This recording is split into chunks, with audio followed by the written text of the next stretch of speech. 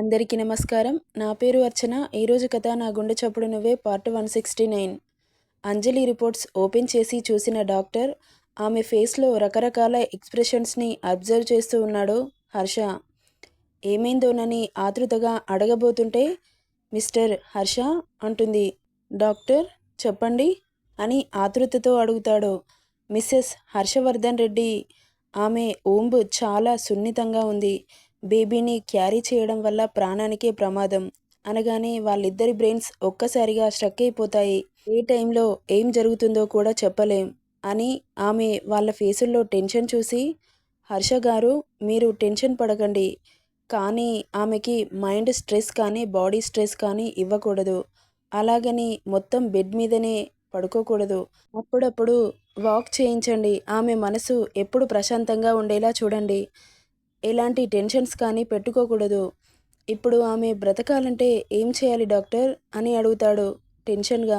ఆమె ఖచ్చితంగా చనిపోతుందని చెప్పలేం, కానీ ప్రమాదం అయితే ఉంది. అది ఆ దేవుడి దయ వల్ల డెలివరీ టైం వరకు ఎలాంటి హెల్త్ ఇష్యూస్ లేకుండా ఉంటే 80% ఆమె ఆరోగ్యానికి ఎలాంటి ప్రాబ్లం లేనట్టే. ఇంకొక విషయం, ఒకవేళ పెయిన్స్ వచ్చినా నార్మల్ డెలివరీ అయితే కాదు. ఎందుకంటే ఆమె క్యారీ చేయడమే ఎక్కువ. నార్మల్ అయితే ఆమె ప్రాణాలు పోయే ఛాన్సెస్ ఎక్కువగా ఉంటాయి. సో కాస్త కేర్గా చూసుకోండి.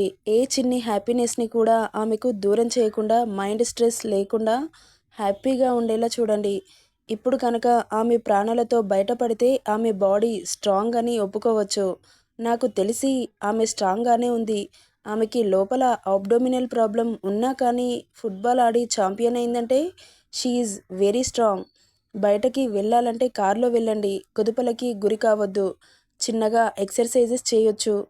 అంతేకాని ఎక్కువ స్ట్రెయిన్ తీసుకోవద్దు.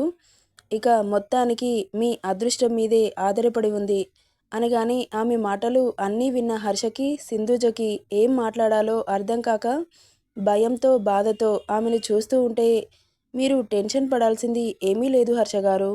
అంతా ఆ దేవుడి దయ. పాజిటివ్గానే ఉండండి. అంతా మంచే జరుగుతుంది. ఆమె చుట్టూ పాజిటివ్ వైబ్స్ ఉండేలా చూడండి. 9 నెలలు చాలా రిస్కీ పీరియడ్. ఆమె మైండ్ ఎంత పీస్ఫుల్గా ఉంటుందో ఆమె ఆయుష్ అంత బలంగా ఉంటుంది. ఇది మాత్రం గుర్తుపెట్టుకోండి. మనకు ఏదైనా చిన్న హెల్త్ ఇష్యూ వచ్చినా ఎక్కువ మన బ్రెయిన్ మన బాడీని కంట్రోల్ చేస్తుంది. హ్యాపీగా ఉంటే ఆరోగ్యంగా ఉంటాం, డల్గా ఉంటే అనారోగ్య పాలవుతాం. సో ఇవన్నీ గుర్తుపెట్టుకోండి. నేను మెడిసిన్ ఇచ్చేది జస్ట్ మన సాటిస్ఫై కోసం మాత్రమే. వాటితో పెద్ద యూజ్ ఏమీ లేదు. ఏదైనా మనకు మనశ్శాంతి అనేది ముఖ్యం. ఆ ప్లేస్ ఎంత శాంతంగా ఉంటుందో మన ఆరోగ్యం కూడా అంతే హెల్తీగా ఉంటుంది. క్యాన్సర్ వచ్చిన పేషెంట్ కూడా విల్ పవర్తో బతికాడు. డైలీ మెడిటేషన్ చేసి మృత్యుంజయుడయ్యాడు. Daily 1 hour morning or evening any time meditation చేయించండి. మెడిటేషన్ చేయడం వల్ల మన బాడీలో ప్రతి అణువు ఉత్తేజితమై థౌజండ్స్ ఆఫ్ ఎనర్జీనిస్తుంది. ఇది పెద్ద మెడిసిన్. నువ్వు ఏ మెడిసిన్ వేయకున్నా పర్వాలేదు. మెడిటేషన్ చేస్తే చాలు. పీస్ ఆఫ్ మైండ్ దొరుకుతుంది. మైండ్ ఎంత రిలాక్స్గా ఉంటే అంత హెల్తీగా ఉంటాం. సో ఆమెను హ్యాపీగా ఉండేలా చేయండి. అంతే. హ్యాపీనెస్ ఆయుష్ను పెంచుతుంది. ఓకే డాక్టర్, ఆమె చదువుకోవాలని అనుకుంటుంది. స్టడీ వద్దంటే వినట్లేదు. ఎక్కువ ఆలోచించి మైండ్ స్ట్రెస్కి గురవుతుందేమో అని అనగానే, okay all right, I understand. కాలేజ్కి వెళ్ళడం వల్ల ఆమె బాడీ మీద ఎలాంటి స్ట్రెస్ పడదు కాబట్టి చిన్నగా ఒక 2-3 అవర్స్ మెల్లగా వెళ్ళి రావచ్చు. ఎందుకంటే మైండ్ రిలాక్సేషన్ కోసం ఎక్కువసేపు నిలబడకూడదు. ఇక ఫుడ్ విషయానికొస్తే ఈజీగా డైజెషన్ అయ్యే ఫుడ్ మాత్రమే ఇవ్వండి. ఇప్పుడు వామిట్స్ ఉంటాయి కాబట్టి ఆమె ఎంత తింటే అంతే పెట్టండి. ఎక్కువ వామిట్స్ అయితే పొట్టపై ప్రెషర్ పడుతుంది. కొంచెం కొంచెం ఎక్కువసార్లు తినేలా చేయండి. ఎక్కువగా లిక్విడ్స్ ఇవ్వండి. ఇప్పుడు ఆమెకి 3 మంత్స్ రన్ అవుతున్నాయి. ఒక 5th మంత్ వచ్చాక వామిట్స్ అనేవి కాస్త తగ్గుతాయి. ఇక అన్ని డౌట్స్ క్లియర్ అయినట్టేనా? ఇంకా ఏదైనా డౌట్ ఉంటే నాకు కాల్ చేయండి హర్ష గారు, నేను క్లారిఫై చేస్తాను అని ఇంగ్లీష్లో మాట్లాడి ఐ హ్యావ్ టు గో అనగానే, ఓకే డాక్టర్, థ్యాంక్ యూ అని ఆమెకు సెండ్ ఆఫ్ ఇచ్చి ఇంట్లోకి వస్తాడు హర్ష. డాక్టర్ మాట్లాడిన మాటలకు ఎలా రియాక్ట్ కావాలో అర్థం కావట్లేదు ఇద్దరికీ. కానీ ఏదైనా మన చేతిలోనే ఉంటుంది అని మాత్రం అర్థమవుతుంది. ప్రాణం పోవాలన్నా నిలబెట్టుకోవాలన్నా ఇక వెంటనే అనుకున్నదే తడవుగా మొబైల్ చేతిలోకి తీసుకుని కాల్ చేస్తాడు. మాట్లాడి కాల్ కట్ చేసి అంజు రూమ్లో ఒక్కతే ఉందని గుర్తొచ్చి వస్తుండగా, ఎవరు నాన్న అంటుంది సింధుజ. అది మామ్, రాజుకి కాల్ చేసి అత్తయ్యని పంపించమని చెప్పాను అని రూమ్కి వస్తాడు. రూమ్కి వచ్చిన హర్షకి అంజలి పడుకోవడం చూసి ఆమె పక్కన కూర్చొని డాక్టర్ చెప్పిన మాటలు గుర్తొచ్చి మనసు భారంగా మారిపోగా రెప్ప వేయడం మర్చి చూస్తున్నాడు.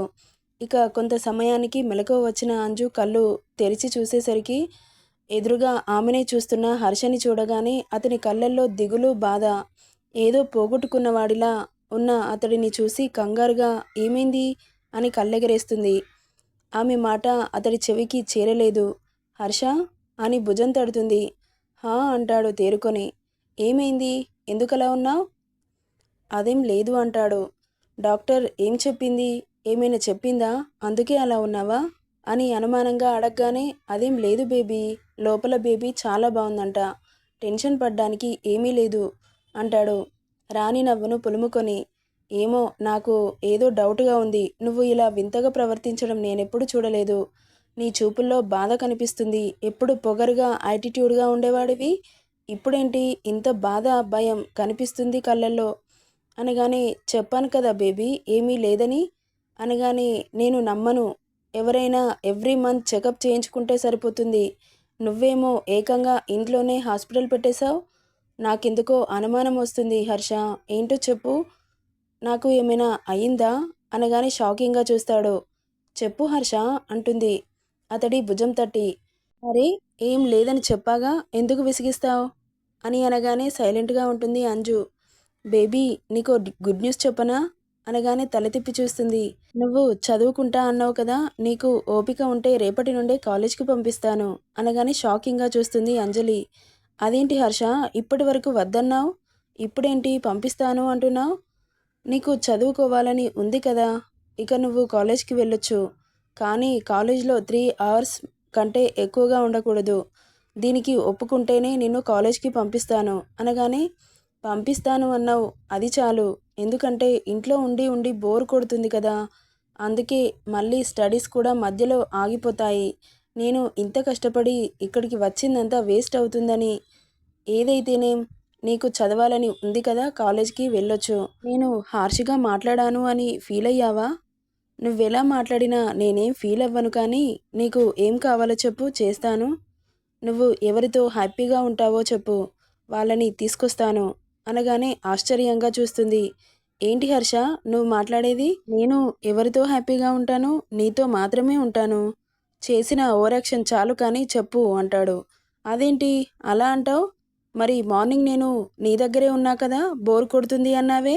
నేను బోర్ కొడుతుంది అని మాత్రమే అన్నాను, హ్యాపీగా లేను అనలేదు కదా అంటుంది. నాకు మాత్రం నువ్వు నా ఎదురుగా ఉంటే చాలు, నిన్ను చూస్తూ బ్రతికేస్తాను ఈ జీవితం అంతా అనగానే చెమ్మచేరిన కళ్ళతో అతడిని చూస్తూ, నాకు నీ అంత ప్యూర్ హార్ట్గా ప్రేమించడం చేత కాదు అని బాధగా అంటుంటే, ఒసేయ్ తింగరిదానా, నాది నీ అంత ప్యూర్ హార్ట్ కాదే, ఊరికే అన్నాను. నువ్వలా ట్యాప్ ఆన్ చేస్తే మళ్ళీ దేశానికి నీళ్ళ కరువు వస్తుందే, జర ఆఫ్ చేయి అనగానే అతడి మాటలకి నవ్వుతూ చూస్తుంది. అమ్మయ్య నవ్వేశావా అని ఆమెని దగ్గరికి తీసుకుంటాడు. ఇక కాసేపు వాక్ చేయి బేబీ, ఇప్పటి వరకు పడుకున్నావుగా అనగానే ఆమెంతలో ఆమె లేవబోతుండగా మెల్లగా లేపి నిలబెడతాడు. ఇక రూమ్ నుండి బయటకి బాల్కనీలోకి వచ్చి వాక్ చేస్తూ ఉంటుంది.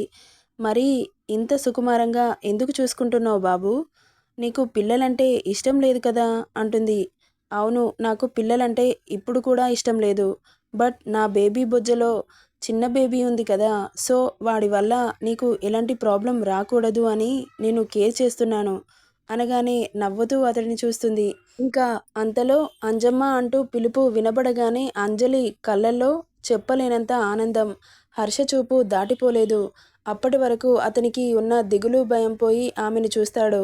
ఆమె కళ్ళలో మెరుపు చూసిన హర్ష ఫేస్ వెలిగిపోతుంది. లక్ష్మి అంజలి దగ్గరికి వచ్చి, అంజమ్మ మంచి శుభవార్త చెప్పవు తల్లి అని ఆమెని హత్తుకుంటుంది. పక్కనే ఉన్న హర్షని చూసి, అల్లుడు గారు బాగున్నారా అంటుంది. బాగున్నానత్తయ్య, ఇప్పుడే వస్తున్నారా? అవును బాబు అనగానే హర్ష వాళ్ళని అలా వదిలేసి రూమ్కి వెళ్ళిపోతాడు. ఎలా ఉన్నావమ్మా అంటుంది అంజలి తల్లిని చూసి. బావున్నాను తల్లి. నీకు ఎలా ఉందమ్మా? బావున్నానమ్మా. మొహం ఏంటి అలా పీక్కుపోయింది? ఏం తిన్నా వామిట్స్ అవుతున్నాయమ్మా. అయ్యో! నువ్వేం కంగారు పడకు తల్లి. కొన్ని రోజులు అలాగే ఉంటాయి అని మాట్లాడుకుంటూ ఉంటారు. ఇక నిత్య, కిరణ్, సుష్మా, శ్వేత అందరూ పరుగున అంజలి దగ్గరికి వచ్చి కంగ్రాట్స్ వదినా, కంగ్రాట్స్ అక్క అంటూ ఆమెని చుట్టేస్తారు. ఇప్పటి వరకు గొడవతోటే సరిపోయింది. ఆమెతో ఎవరూ ప్రశాంతంగా మాట్లాడలేదు. ఇక బాధని మింగుకొని సింధూజ అందరికీ పాయసం చేసి తీసుకొస్తుంది. ఇంట్లో వాళ్ళందరినీ చూసిన అంజలి మనసు సంతోషంతో గాలిలో తేలిపోతుంది. ఇది కదా హర్ష కోరుకుంది. ఆమెను అంత సంతోషంగా చూస్తున్న హర్ష మనసు కుదుట పడుతుంది. అప్పటి వరకు ఉన్న దిగులు పోయి మనసుకు కాస్త ఊరట అనిపిస్తుంది. నెక్స్ట్ ఏం జరుగుతుందో నెక్స్ట్ పార్ట్లో చూద్దాం. ఈ స్టోరీ ఎలా ఉందో కామెంట్ చేయండి. నచ్చితే లైక్ చేయండి, షేర్ చేయండి, సబ్స్క్రైబ్ చేసుకోండి friends. Thank you for listening.